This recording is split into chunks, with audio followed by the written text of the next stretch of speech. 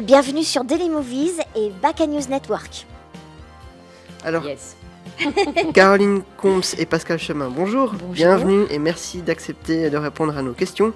Donc on est à la destination Tokyo à Sion, au cœur de la Suisse, pour une convention axée sur l'animation japonaise.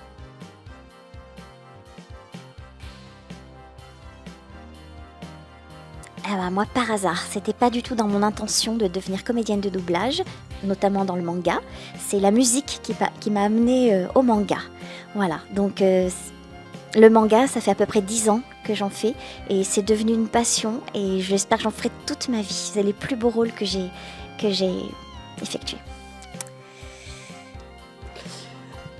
Bonjour, moi aussi c'est un peu par hasard. Je ne sais pas si on peut imaginer quelque chose de tracé quand on fait un métier artistique, à savoir que c'est quand même un métier qui est fait de rencontres, d'opportunités, on va croiser des gens, etc. Et moi, il se trouve que ça se fait un peu comme Caroline, un peu par hasard. Et je crois que l'un des premiers animés que j'ai pu doubler, c'était GTO. Donc il y a quelques années. Et, et voilà. Et après, c'est au gré des essais, au gré des... Bon. Mais ça n'était absolument pas prémédité. Pour l'animé, comme pour le jeu, comme pour le live, voilà.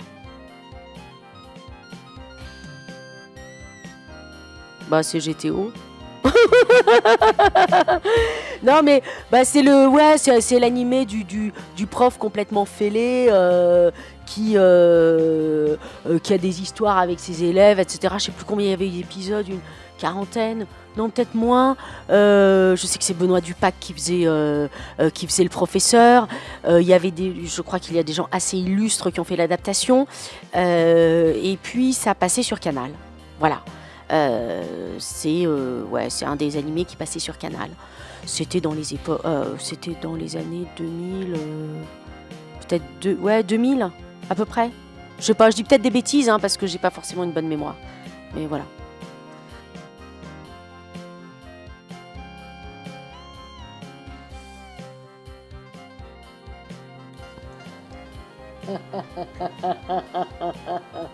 Moi, personnellement, je trouve que depuis que je fais du manga, les rôles féminins que j'ai pu jouer ont toujours été très très forts. Très extrêmes dans les émotions, très extrêmes dans les actions. C'est justement ça qui m'a plu. Personnellement, je trouve pas vraiment une évolution. C'est beaucoup de guerrières, beaucoup de femmes qui combattent. Au contraire, c'est souvent des aventurières, des courageuses, et ça n'a pas changé. Depuis le début que je fais du manga, je suis confrontée à ces personnages extraordinaires, de femmes fortes. Alors là, c'est quand même un peu une question existentielle, hein. Non, mais je trouve que c'est difficile parce qu'en fait, on est... est-ce que les rôles de femmes ont évolué dans le manga je pense qu'on peut poser la même question. Je ne sais pas comment m'expliquer parce que je trouve ça assez compliqué et assez intéressant. Moi, on me pose souvent cette question pour le jeu vidéo. Et je pense que j'ai l'impression, mais je me trompe peut-être, parce que je ne suis pas une spécialiste, que le manga, comme le jeu vidéo, comme tout support, est aussi en harmonie avec ce que la société reflète. Donc ça bouge avec la société. La difficulté qu'on a, nous en France, clairement, je parle pour les comédiennes, c'est qu'on a, pour les comédiennes, image aussi, je dis ça, image, c'est pas très joli, on est comédienne par définition, c'est qu'il y a quand même le trou ou le tunnel de la comédienne de 50 ans. C'est-à-dire qu'en France, il n'y a pas de rôle pour les comédiennes de 50 ans. Ou alors les mecs qui ont 50 ans, comme par hasard, ils sont mariés avec des nanas qui ont 30 ans, parce qu'effectivement, c'est comme ça dans la vie tout le temps, etc. Donc il y a un vrai problème, artistique là-dessus, pour lequel se battent beaucoup de comédiennes. Et alors, est-ce que dans le manga, c'est pareil ? Honnêtement, je ne sais pas, parce que, moi, je ne fais pas que des rôles de femmes. Je ne prête pas ma voix uniquement à des rôles de femmes dans le manga, je le fais aussi pour des petits garçons, etc. Qu'en même temps, le manga fait référence à à l'histoire japonaise, quand même, quand tu parles des guerrières, etc. Voilà, que moi j'ignore absolument, hein, moi je suis une bille en tout. Donc je sais pas, moi je serais tentée de dire, plus il y a de rôles de comédiennes, mieux c'est. Que ce soit dans le manga, que ce soit dans l'animé français, que ce soit dans le live, que ce soit, il faut des rôles de comédiennes. Voilà, c'est tout. Pour faire une petite parenthèse, est-ce que c'est la première fois que vous venez en Suisse ? Alors moi non, parce que j'ai fait beaucoup de concerts en Suisse quand j'avais mon groupe de trip-hop il y a pas mal d'années, dans une autre vie. Voilà, c'est un groupe qui n'existe plus, mais on a sorti 2 albums, on a fait beaucoup de concerts en Europe et en Suisse. Donc c'est pas la première fois. Par contre, dans le cadre d'une convention, moi c'est ma première convention manga. Voilà, je suis très contente d'être là. Et commencer par la Suisse, c'est très bien. Voilà. Non, moi j'ai joué en Suisse, au théâtre. Il y a quelques années, et voilà. Mais par contre, c'est la première fois que je viens à une convention en Suisse aussi, et donc voilà, c'est notre baptême. Voilà. Hein. On est ravis d'être toutes les deux à ce baptême.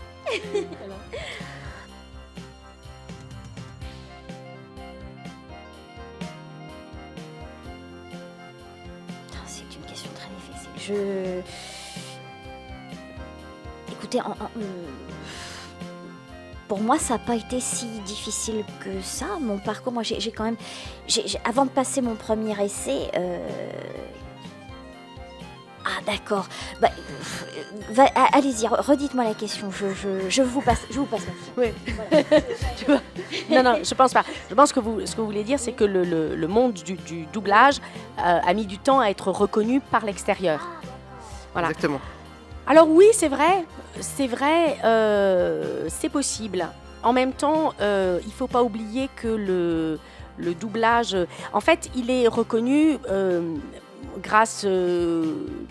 Il y a un échange d'informations qui est très très important maintenant via Internet, et notamment que les communautés geek et manga échangent beaucoup là-dessus, ce que ne faisaient pas forcément d'autres téléspectateurs. Mais il faut quand même pas oublier qu'il y avait des putains de bons acteurs qui prêtaient leur voix dans les années 80. Je vais pas tous les citer, mais dans les années 80 et encore maintenant, mais qui ont fait quand même l'âge d'or du doublage aussi, les Roger Carrel et les j'en passe, etc. C'était quand même des putains de super acteurs à cette époque-là, effectivement, peut-être qu'on communiquait moins parce que d'abord il n'y avait pas la toile, etc. Je pense que on aurait retranscrit, on se serait téléporté à cette époque-là. Ils seraient encensés parce qu'ils étaient absolument géniaux. Quand vous prenez le Muppet Show, quand vous prenez, etc. Voilà. Alors on en parlait moins. Alors maintenant on dit oui, ils étaient, etc. Ils restent. D'abord parce que les œuvres restent et que leur voix reste. Et c'est reconnu, tant mieux, parce que c'est une forme de création avec certaines contraintes, qui est la contrainte de servir, Patrick Poivet dit de salir le moins possible l'original, Patrick la voix de Bruce Willis. Donc voilà, oui, c'est une partie de notre métier de comédien. Voilà. Alors c'est reconnu, tant mieux. Et on ne peut qu'en être ravi, bien sûr. Mais il ne faut pas oublier que le doublage, c'est pas venu avec nous, c'était là bien avant, et avec des gens qui étaient extrêmement, extrêmement, extrêmement talentueux, et qu'il y a encore des gens extrêmement talentueux qui font du doublage, qui se prêtent à cet exercice. Voilà. Mon point de vue. Oh bah oui, je suis tout à fait d'accord avec toi. Moi, le Muppet Show, pour moi, c'est une anthologie, donc c'est extraordinaire, oui.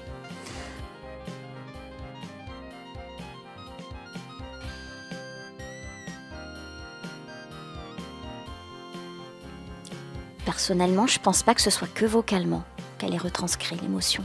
C'est tout le corps qui retranscrit l'émotion. Quand on est à la barre, on n'est absolument pas immobile, surtout dans le manga, où ça n'arrête pas de bouger, où ça n'arrête pas d'être extrême dans tout. Donc vocalement, non, c'est vraiment vocalement, c'est une petite partie, je dirais.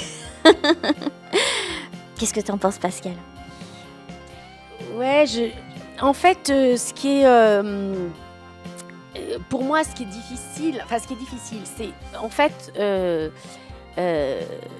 donc la contrainte de l'enregistrement, c'est effectivement de coller le plus possible à l'original et donc de faire passer des émotions.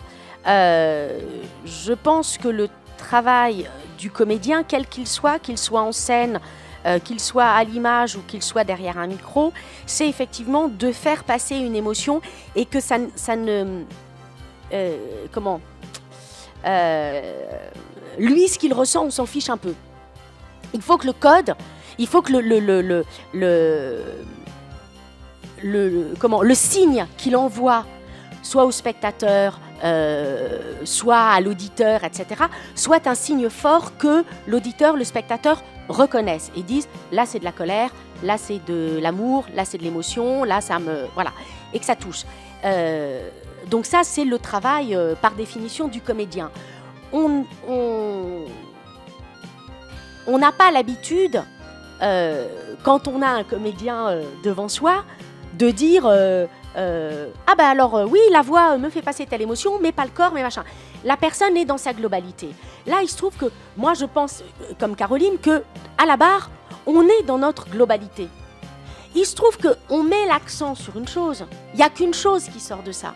Mais on est dans notre globalité. On ne va pas séparer nos deux petites cordes vocales de notre esprit ou de notre corps, de notre truc. Ça, c'est pas possible. Enfin, moi, en tout cas, je sais pas le faire. Il y a peut-être des gens qui le font, hein. Mais moi, en tout cas, je ne sais pas le faire. J'y vais complètement. Il se trouve que là-dessus, on ne va prendre qu'une chose. On va pas prendre mon regard, on va pas prendre ma tête, on va pas prendre mon corps. On prend ma voix, c'est tout. C'est-à-dire qu'on pioche là-dedans. Mais il y a tout. Après, ce qui est difficile, c'est que nous, on puisse donner ce code-là, qu'il soit décelable comme tel par les auditeurs ou par les spectateurs, et que ça, c'est un vrai travail de comédien. Voilà. Et c'est là qu'intervient le directeur artistique, qui est là pour dire oui, là, je reconnais le sentiment, ou là, je ne le reconnais pas, enfin, qui est le premier auditeur, on va dire, avec l'ingé son, et voilà, et qu'il faut se fier à eux, et non pas à ce que soi-même non plus on ressent. Parce qu'on peut ressentir, par exemple, de la tristesse, et ça passe pas du tout, et donc ce qu'on ressent, on n'en a juste rien à péter. Voilà, il faut que ça soit au service des autres.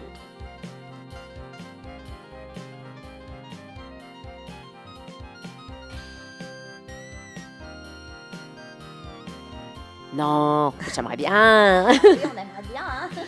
Alors, moi, il m'est arrivé d'avoir Jennifer Hall, qui est la voix de Mass Effect, du commandant Shepard. Le jour de mon anniversaire, elle m'a envoyé un message par les réseaux sociaux, voilà.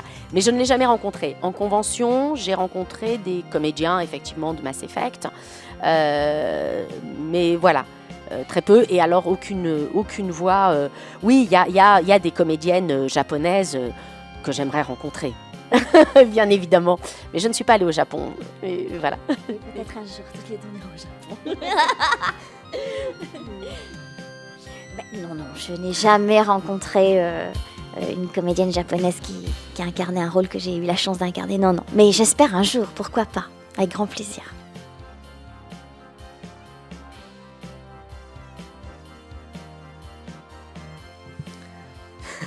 Présente. Voilà. Oui. Comment est-ce que vous différencier en fait le doublage d'un tel film et les animations japonaises? Alors, c'est un peu voilà ce que Caroline disait hier lors de sa conférence. C'est qu'en fait, il y a... Enfin, pour moi, je pense que pour le live en général, c'est-à-dire pour l'image réelle, il faut plutôt aller vers le personnage, c'est-à-dire aller dans sa respiration, aller dans son rythme, aller... ouais. Je schématise, hein. Après, pour l'animé, évidemment qu'on va aussi dans le rythme, il ne s'agit pas d'être... Mais il y a une toute petite différence qui est que les choses sont tout petit peu plus exagérées. Elles ne sont pas caricaturales, mais elles sont un petit peu plus exagérées. Elles ne peuvent être exagérées qu'à partir du moment où elles sont ressenties ou qu'elles sont, ressenties d'une façon entière. C'est-à-dire que si je me mets à pleurer, je ne vais pas faire ça c'est débile, ça c'est de la caricature.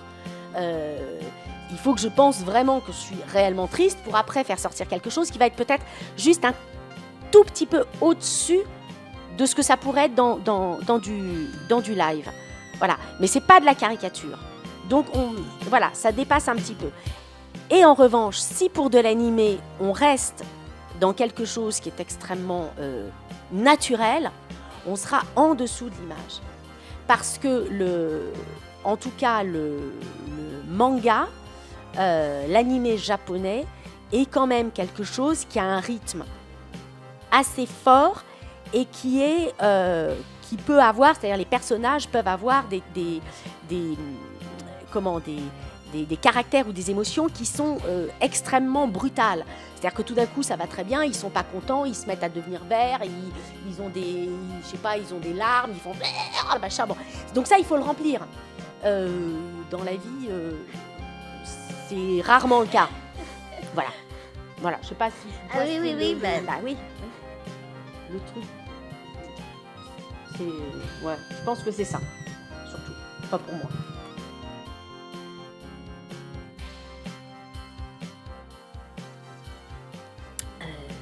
Dans le cadre de la comédie ? Dans le domaine artistique, voilà. Ouais. Moi, je suis une photographe amateur. Je travaille, je prends des photos et je les retravaille après. Et voilà, ça me procure beaucoup de bonheur. Et je chante aussi. Sous la douche, beaucoup. Non, et je chante aussi dans les mangas, dans les dessins animés. Je travaille avec des gens super dans le chant. J'ai la chance d'enregistrer pour les dessins animés. C'est toujours un bonheur incroyable.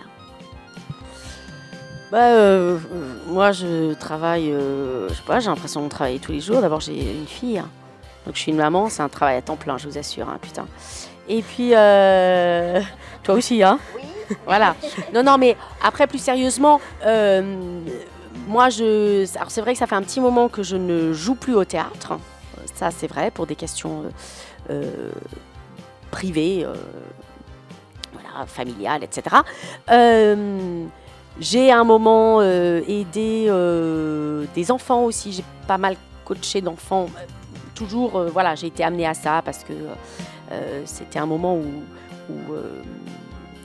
ma fille tournait un petit peu. Donc, du coup, on m'appelait aussi pour coacher des enfants pour le cinéma, pour leur faire passer des essais, des trucs, machin. Donc, maintenant, ça, je le fais un petit peu moins.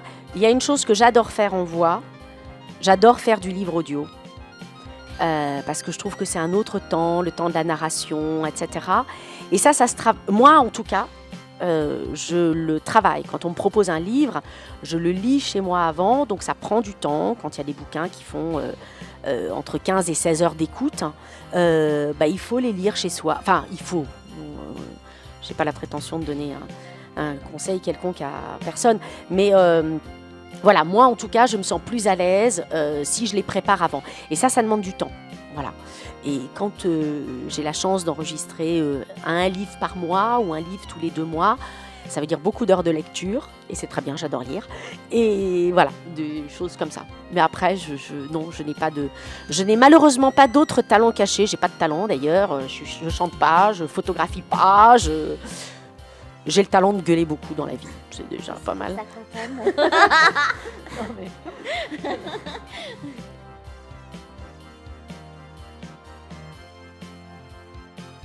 Ils sont curieux, mais c'est pas possible. On est adorés, hein, tu vois un peu. Hein. Mais des projets par-ci par-là qui vont peut-être se faire, qui vont peut-être pas se faire. Qui sait ? On verrait bien. Alors, on peut comprendre ce type de question. En fait, il y a une chose très simple. En jeu vidéo, on a des contrats de confidentialité, donc c'est pas possible. Donc moi, je sais que j'ai 2-3 jeux vidéo qui vont sortir, que j'ai fini d'enregistrer. Je ne vais pas dire même les dates, parce que les gens disent « Ah bah alors, ça va être tel truc ». on a des contrats de confidentialité et voilà, on les respecte. Maintenant, sur d'autres choses, sur d'autres, par exemple la plateforme Netflix, qui est quand même assez importante, qui procure pas mal de boulot, fait signer des contrats de confidentialité.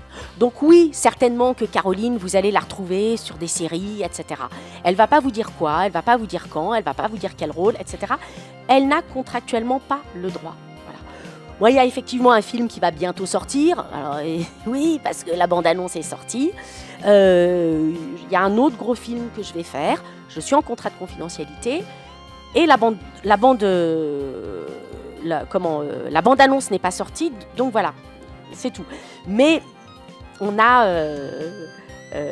oui, il y a du boulot, mais ça devient de plus en plus compliqué d'en parler et voilà, c'est pas grave. En tout cas, vous pouvez être sûr que s'il y a une suite sur Yokai Watch, on y sera. Évidemment, que s'il y a une suite sur un dessin animé, etc.,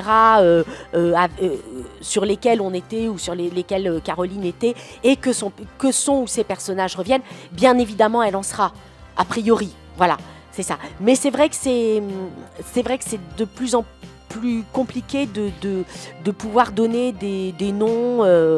Peut-être parce qu'il y a une peur de spoil ou de fuite de trucs et nous on respecte ça, on respecte nos employeurs et les décideurs pour continuer à bosser avec eux, donc voilà, on va pas les foutre dans la merde, enfin bon voilà, c'est pour ça qu'on est obligé de répondre à l'évasion, mais il y a des choses.